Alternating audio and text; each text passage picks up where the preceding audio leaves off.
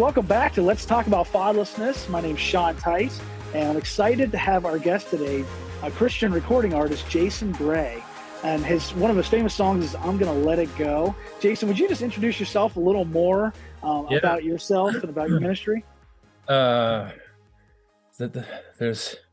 I'm old enough now that there's a lot of details to choose from, but I'm a full-time singer-songwriter, recording artist. I'm out between 100 and 150 dates a year on the road doing concerts. I have a speech impediment known as stuttering. I've been 6'6" since the 8th grade. Wow. I'm trying to eat less carbs. What else do you want to know? Just tell us about, whatever you want to say. Yeah. I'm working on a couple books, and in both of them, one of them especially, I'll be exploring, my history and my relationship with my dad, as well as the experience of being a dad myself, and all of that. So yeah, that's a good starting point. So yeah, and we're excited to have you on. I was looking for different individuals to interview and to have conversations with about fatherlessness, because fatherlessness is an epidemic in our nation, and so many people are struggling with it. And so I was looking for even people that have succeeded through it. And I came across your story. It was actually on Wikipedia. I came across your story about how your parents had a divorce and you had a stepfather. Would you just go, as we start, just go ahead and share some about that, how you went through, your parents' divorce, what happened with that, and then going on from there. Yeah, I like that you said you were looking for people who succeeded through those experiences. I was like, oh yeah, maybe, I guess I am, right? I feel the same way. It's interesting.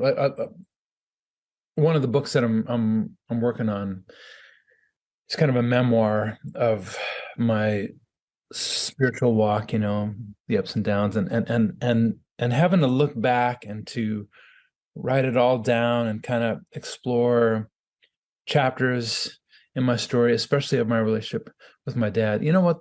That's been really helpful. I would encourage everybody to write some form of a memoir. And a lot of people are doing this actually as a gift to hand down to their family when they're gone. And I thought that's brilliant. And whether or not the book ever gets published, I'm happy that my ancestors will have some sense of where they came from, So I think that's a real gift to give to people in your family, but it's also good. It's also been great for me. It's clarified a number of things, and I'm old enough now, that I have a little bit more perspective and objectivity, and have cultivated enough self-suspicion of myself over the last couple of decades to have a little objectivity and to recognize some of the things that were actually going on, So yeah, my dad. Okay, this is all as I understand it too, just maybe if my dad had written a book, I'd be able to kind of, compare notes and stuff. But my story, as I understand it, is that my dad left when I was 5 years old, and the trauma of that was that I was genetically predisposed to have a speech impediment, but it's usually triggered by some event. And when my dad left is when that started to show up, and then there was a very ugly custody battle, and that went on for a number of years, and eventually, when my mom remarried, the man that she married ended up being he was not a good man, and so he was emotionally abusive and physically abusive to her. So there was a lot of drama and trauma kind of all tangled up in that, and it was in that environment that she became a believer, and later that I became a believer. There was an altercation on Christmas Eve when I was 15 years old. So would that have been like 86, 87, something like that?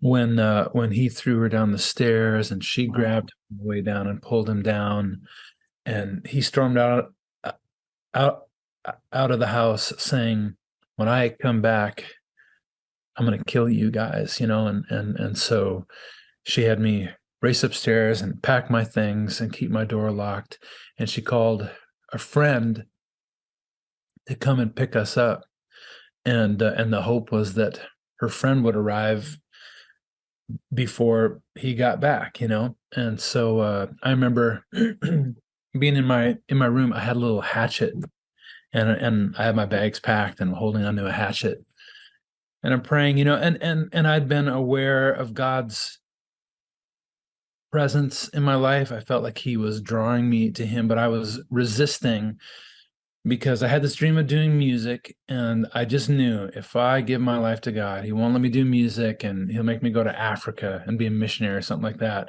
And I'll have to stop making out with my girlfriend. And I was not willing to give either of those things up, right? So it took the fear of death for me to come, to a place and be like, okay. And I prayed, Lord, if you get me through this night, I'll see what I can do about serving you, and my mom's friend, her headlights came down the driveway, and we threw our things in the car, and she drove us to Colorado for about 6 weeks while things cooled down. And that was the beginning of my walk with the Lord, and also the beginning of the end of their marriage, thank God, but so those are the two dads in my life, I suppose. She later remarried a man. His name was Mark, and he was a very good man, but I was older by that time, and looking back on it now, actually I think I had some contempt for him that he didn't really earn, maybe that was just because I had some wounds from my dad and my stepdad, and so I was never as close with Mark as I might have been looking back on it now, but we were close enough, One feature of my life in all of this is that I've never met a man who's older than me who like subconsciously I'm auditioning them for the role of father figure, um, almost every man I meet who's older than me, I kind of bring that energy to them without even realizing it. So Yeah. I have a longing for father figures in my life. So yeah.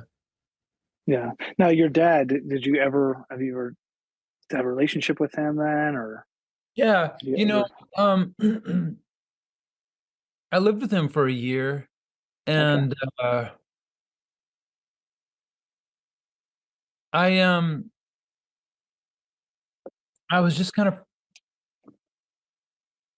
of perpetually disappointed with him as I got older, Um, I think I longed for a male figure who was strong and but tender, and would authentically engage me on deep heart issues and show me how to be a man. Yeah.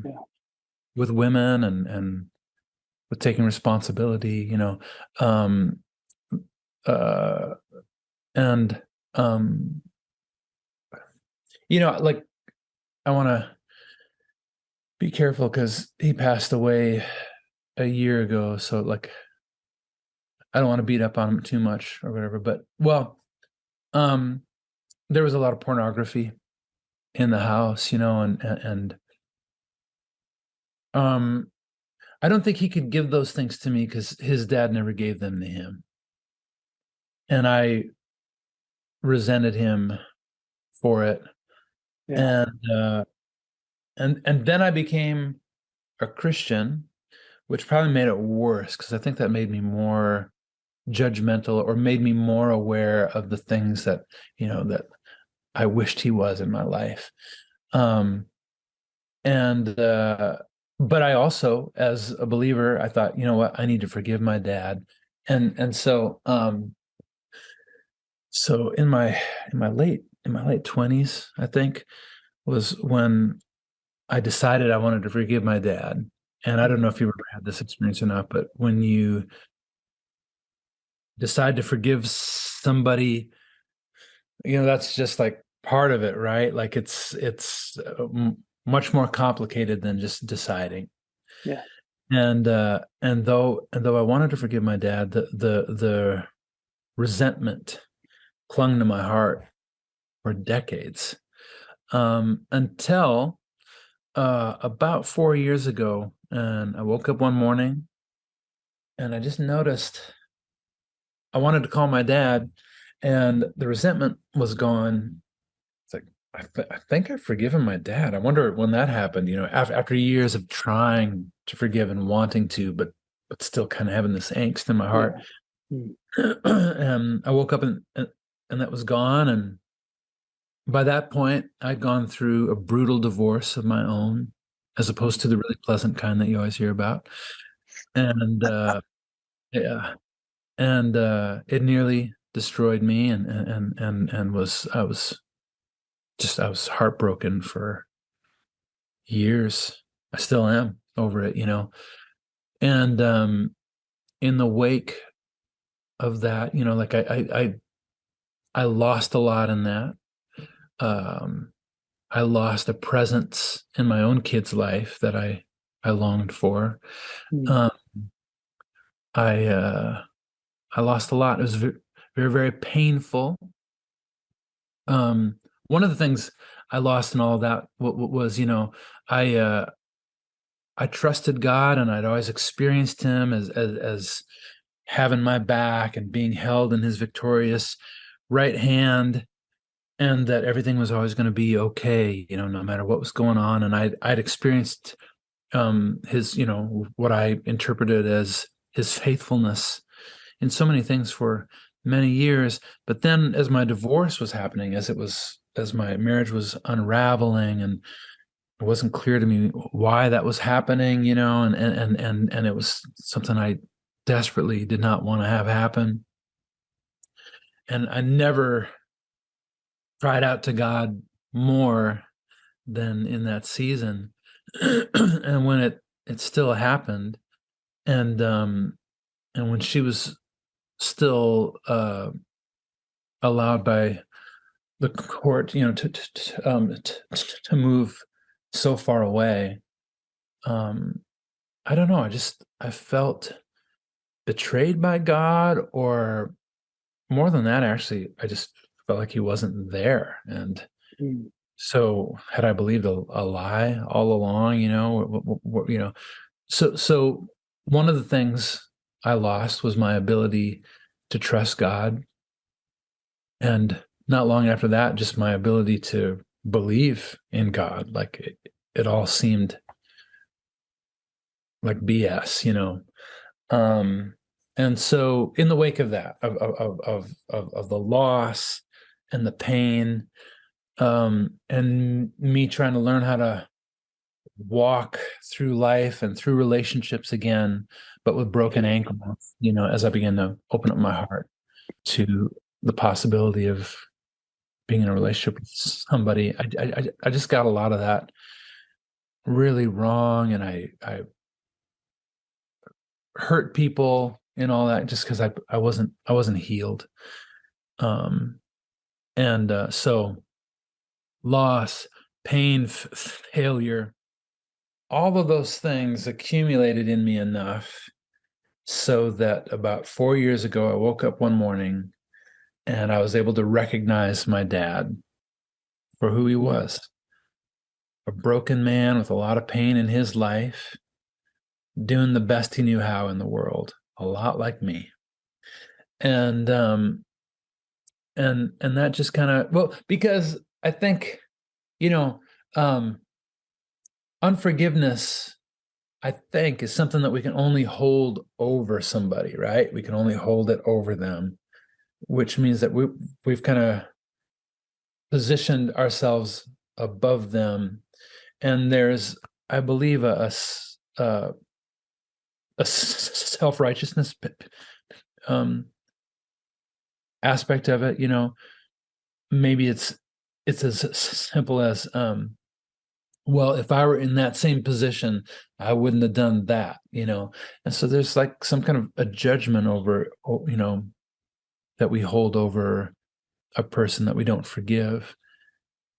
And the gift of the awful things that I went through, because even the most awful things that we experience, they there can be a gift in all of it, right? The gift for me was that it delivered me of my self-righteousness, right? And it even the playing field, so that I was delivered of my judgmental judgment over my dad, and all of that was replaced with a tender compassion for him. Mm.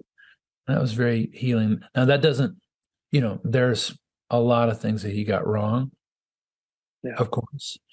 Um, but on my side of the street, I was able to love my dad for who I wonder if people hearing this would relate to this. I There was a point a number of years ago where I realized, like, if this was me and this was my dad, I really longed for my dad to meet me in my world, come to me, show that you care. Okay, if you can't come all that way, I'll try to meet you in the middle. Meet me here. Come on. Give that, 100% is what I wanted, but I'm willing for 50%, and then I would feel like, oh, he just get about that far. And I would judge him for all, and I'd be wounded all the time because I'd feel like he didn't care, until I realized that for my dad, where he was at, that was his 100%. And that should Mm. count, right? I could celebrate that move toward me instead of being wounded and angry about how it wasn't what I hoped it would be. So my expectations and my own longings were blinding me, or were keeping me from being able to love my dad for who he was, you know. Um so that's on me. So I wish I could have gotten over that sooner, so that I could have developed a more loving relationship with him before he passed about a year ago. So yeah, anyone hearing this, I hope the Holy Spirit might be able to, you know, if you can sit on the edge of your bed and ask the Holy Spirit to help you let go of your resentment, and to see your dad as your Heavenly Father sees them, that's maybe a start. So, That's um, good. yeah, That's really good. it's interesting because I had judged my dad for so many years. That's very clear to me now. And now in hindsight, I can see how what a judgmental, unforgiving, resentful jerk that I was in all of Mm. that. I couldn't see it Yeah. before. So that's my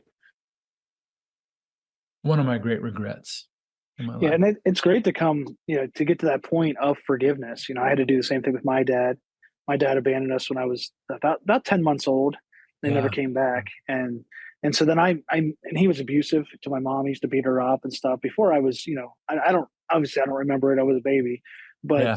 and then for years I hated him because of what he did, and then I met him when I was 15, and so I had to go through this process of forgiveness. I had a youth pastor tell me the one time, he's like, "You need to forgive your dad." And then later in life, it was I think my son was a baby or something like that. 2011, Yeah. I was out in Las Vegas and doing ministry at a missions conference at a church, and I just drove down and saw my dad. And it's interesting you say about the pornography, because we have very similar stories, because my dad was actually heavily involved in the porn industry. Um, Wow. he actually worked at a porn shop in Vegas, and I went down to the porn shop and I asked him to come outside. I said, "Hey, I just want you to know I forget. I want to make sure he knew he was saved, that had trusted in Jesus as a savior." He said he Yeah. had when he was a kid, but that he had a lot to answer for when he got to heaven. That's what he said. But then he said, I told him, I said, "I just want you to know I forgive you." And it's very challenging to do that, because it took me years. I had so much resentment. So what you're saying just resonates with me, and I think there's so many other people who would listen to this that would say I have the same thing. I need to forgive my parents, and it's such a freeing thing, is what you said. It's an incredible thing to be able to do that. So I appreciate sharing about that. Now, how about the issue with the stepfather? Were you ever able to forgive him? Is that something that? I, he passed away. I've my heart is clear about him. I don't harbor any regrets there. Yeah, I Um, understand. and I don't have any bitterness in my heart towards him. It's just a weird chapter in Yeah, my story. But I never had a moment with him of I forgive you or forgiveness. That's interesting. Nobody's asked me that before. Makes me wonder, huh? I wonder if I ought to have done that. But um, well, sometimes but we just go to God with it, right? And just go to yeah, God and say, "Yeah, I forgive this person." Yeah, yeah. You know, as a dad now, um,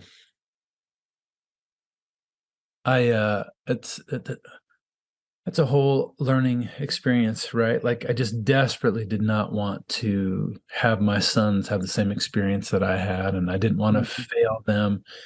And I'm old enough, and they're old enough now that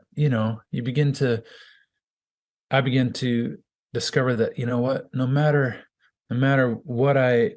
how hard I tried, uh, you know, um, there are still ways that I failed to be what they needed me to be, that I wasn't aware of at the time, and so um, I do have a hunch. Um, I could be wrong about this, but I do think the dads that there's I think we are inclined to judge our fathers a little harsher than we judge our mothers. I could be wrong about that. That's mm, anecdotal, but it seems like you hear a lot more about resentment towards a father than you do about resentment towards a mom. And I've been wondering about that, um like there's a lyric that I'm working on. Hold on. I pulled it up here. Uh this is a song I'm working on. I was held by my mother since before I was born. I didn't meet my father until a cold January morn. mm, So I suppose it's to be expected that I never felt as connected. And it didn't help when I watched him walk out that door. you know, mm. but there but there is this innate closeness that we come to planet Earth with our mom. I mean, we're formed inside their very being. And then when I think about the archetypal roles of mothers and fathers, archetypally speaking, a mother represents nurture and tenderness and unconditional love, right? I love you just the way you are is what we expect from a mother. And a dad, archetypally, his job is to be a little bit more of a judge, not the and um as a dad serves their children the best when he loves them unconditionally just as they are, but when he also loves them for who they could be, right? So the role of a dad is always saying, that's great, but you got more in you, and to draw that out, right? And and that's uncomfortable. And uh and is misunderstood, I think, and I will say that my experience is, as I look around and think about this, is that even if a dad isn't doing that calling up thing, that a child still kind of experiences them as less emotionally safe than their mother, or experiences them a little bit more as the archetypal judge, just because that's their function.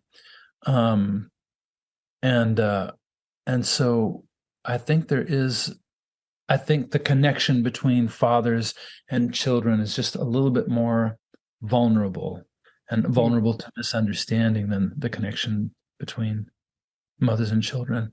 That's my hunch. It's anecdotal. I've done some reading on it, but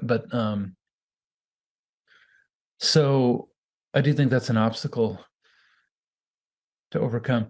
In some ways, my resentment towards my dad was that he wasn't calling me up the way that I wanted him to. So I just think the role of a father it comes with some complications. Yeah. Yeah. So like I remember when I was married, um, we went to a church that was about an hour and 20 minutes away from our house, because if the church is alive, it's worth the drive, right? And so we loved this church, and it was hard for us to go every weekend. But when my wife decided we're going to church, she'd round up everyone out of bed, and we'd hop in the car and we'd go. But if there was a weekend where I felt like I wanted to go and she didn't want to go, if I'd be so gentle with my boys. Hey guys, wanna come along? Want to go to the. But no matter how gentle I was, how they experienced that was as a demand, and a patriarchal kind of a demand. Even though that's not how I was acting it out. In fact, I would usually, no, it's fine. I'll just go on my own. I would say, I don't have perfect language for all this, but I would say that when my wife rounded him up, she was actually more what we would call like patriarchal and demanding. Nope, we're going, right?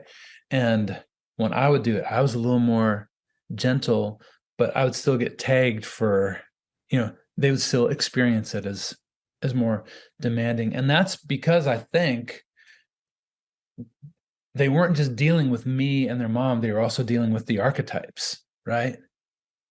Does that make sense? Am I communicating that clearly? Like I kind of not prepared to speak about all that because I don't have perfect language. Yeah. Like a dad's looked at differently than the mom is.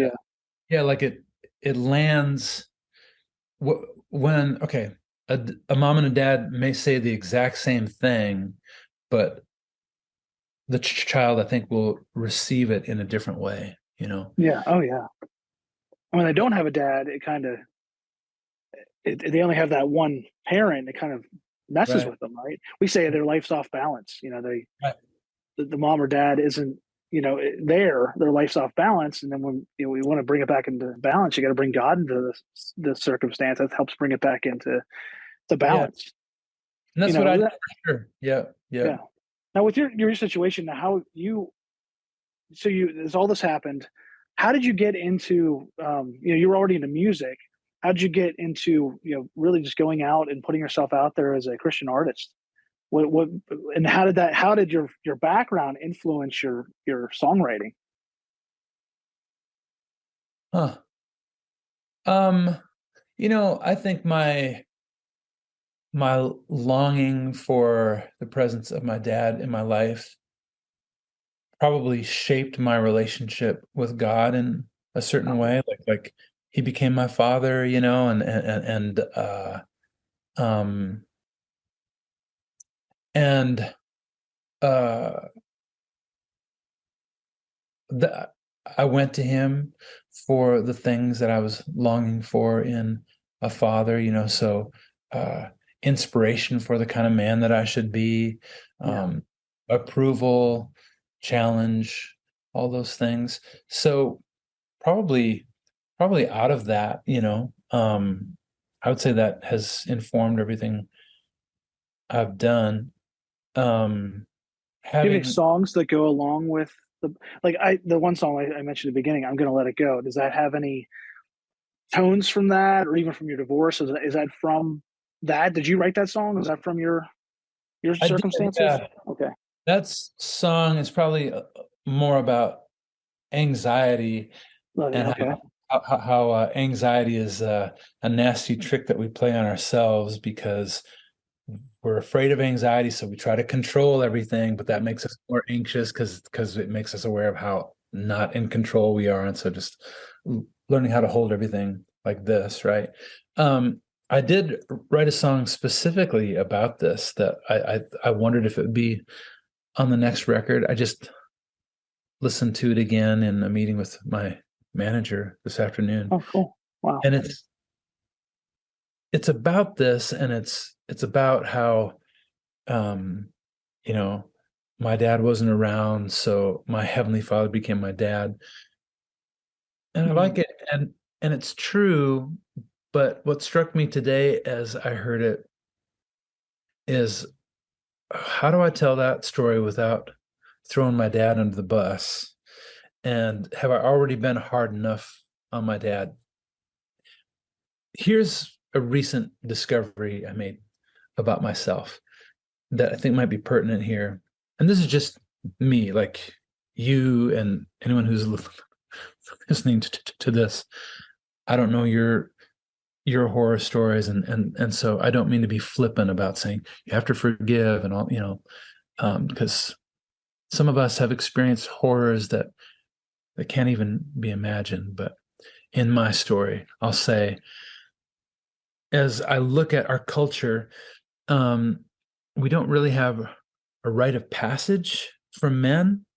I think women kind of have a rite of passage simply in menstruation, right? Like it's built into their biological being that when they have their first period, there's something about that you've crossed a threshold now. Now you are a woman, But men don't really have any kind of a rite of passage except for losing their virginity, maybe, or getting a car, maybe, but like Mm. losing virginity is like, you know isn't something where uh the tribe gathers around you and celebrates you, right? It's very often done hidden away, sometimes in shame and all that kind of stuff, so uh okay, in lieu of having a rite of passage, some formal moment that tells a young person that now you have stepped into adulthood, we have to make one up for ourselves. And what I've wondered is, did I make judging my dad my rite of passage? Because to judge him and to be disappointed in him meant that I was above him. I could judge him for that. And is that how I made myself feel like a man? Is that how Mm. I gave myself the experience of, now I'm grown up? I'm even more grown up than my dad because I'm going to judge him for all the things he got wrong, and so I wonder how much of our anger with our dad, as justifiable as it may be, is it a mechanism that we're using as a rite of passage? I wonder, Yeah. Yeah. I think that's definitely something that we all have to deal with and work through. And hey, Jason, we got to wrap up here in a few minutes. Is there anything you want to share as we are about to close? Yeah. One thing that I just want to clarify, I'm sure people come to your podcast and a conversation like this because they got some wounds, Yeah. And so I don't want to be glib or flippant about, I just like, you need to forgive, but my personal experience is that I can only take care of my side of the street. And the sooner I stop worrying about someone else's side of the street, the healthier I get, the more empowered I get, the more insights I get to help me be who I want to be and not make the same mistakes, and so, my dad's failings are there there's some real things there. That's his side of the street, and I'm not ignoring that. I've just shifted my focus. Okay, what's my part so I can be who I want to be? I want to have a clear conscience. I want to be a forgiver. I want to take ownership of what I can, and that transforms me from a perpetually wounded victim, which may be warranted, but that moves me out of that space into an empowered learner, right? And so a part of the work for me has been doing an accounting of all that was lost and my wounds, and authentically grieving that. And I've done that, and then after that, I've kind of moved into a new phase, and I've just decided on my side of the street, I don't want resentment in my life. It's cancerous, it does me no good. It does me a lot of harm, and so how can I start letting go of that? There's a song I wrote that I'll release at some point. I'll read you the lyric I wrote. Verse 1, it says, I could just play it for you, maybe. I've got a bad cold, but it goes like this. I spoke without a stutter through the middle of first grade till my little world came apart. Heard my father tell my grandpa that he just couldn't stay, and my speech broke the same day as my heart. They wondered if I did it for attention, but I think I couldn't get the question out. Wasn't I worth staying for? Wasn't I worth staying for? On the 43 years later, I still see him at the door. Wasn't I worth staying for? So that's Wow. It's one of a song, and that's all very real, right? That's something we have to do an authentic accounting of and grieve. But I'll say that for me, I think my next part of my work is I'm trying to write a song where I'm just kind of, maybe it's from my dad's perspective, and it's me trying to step into his story and and and compassionately try to understand what were the crazy wounds that he experienced that left him scarred and vulnerable to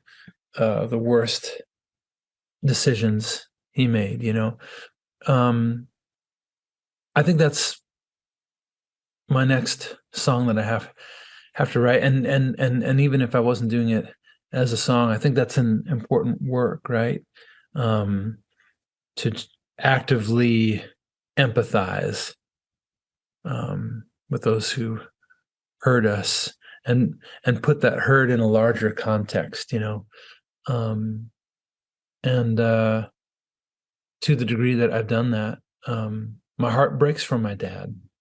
My heart kind of breaks for your dad. I doubt as a little boy that the dream was to work in a porn shop, right? Yeah. Yep. That's a sad life. Sad Yeah. life. He actually grew up fatherless too. So Yeah. it was kind of a statistic, you know what I mean? Just ended up trying to cope through all the world's methods. Yeah. That's where Yeah. I mean, like even his statement that I've got some accounting to do. yeah. Because God is,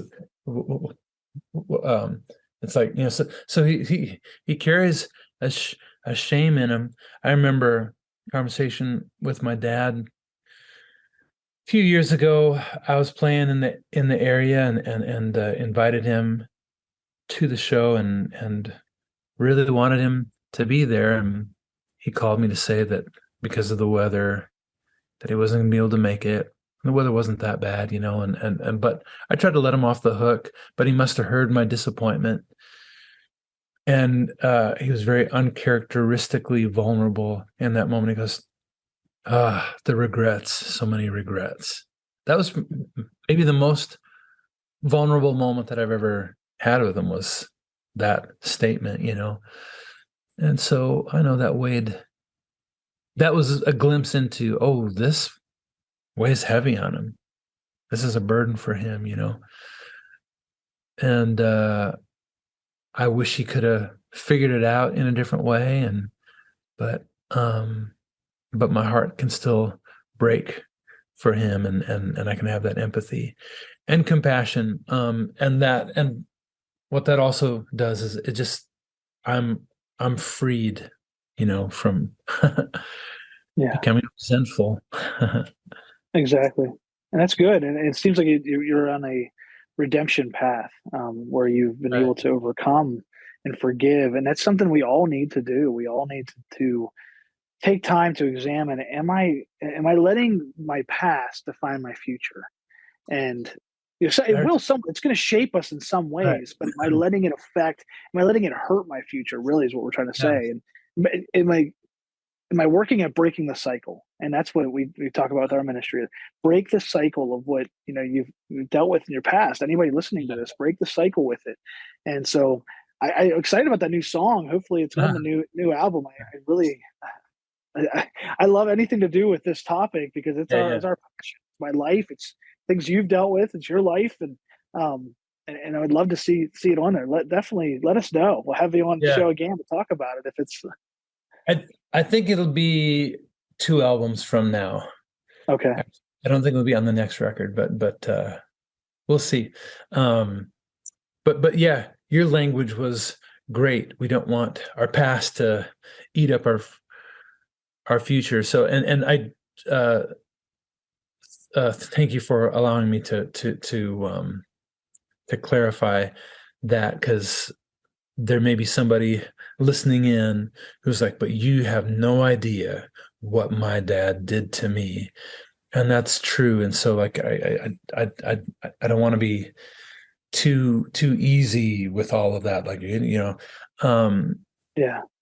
but my hunch is that coming to a place of forgiveness is, well, with any relationship I've ever done that with, it's been freedom, right?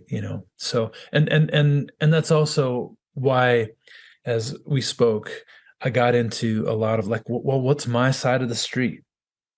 Was I using my anger with my dad as a rite of passage to, all of that is just my attempt to take responsibility for what percentage I can and to learn from it, So, yeah. Yeah.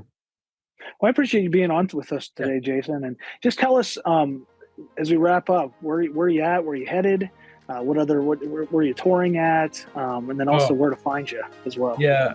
To see where I'm touring, you can go to my website, jasongraymusic.com.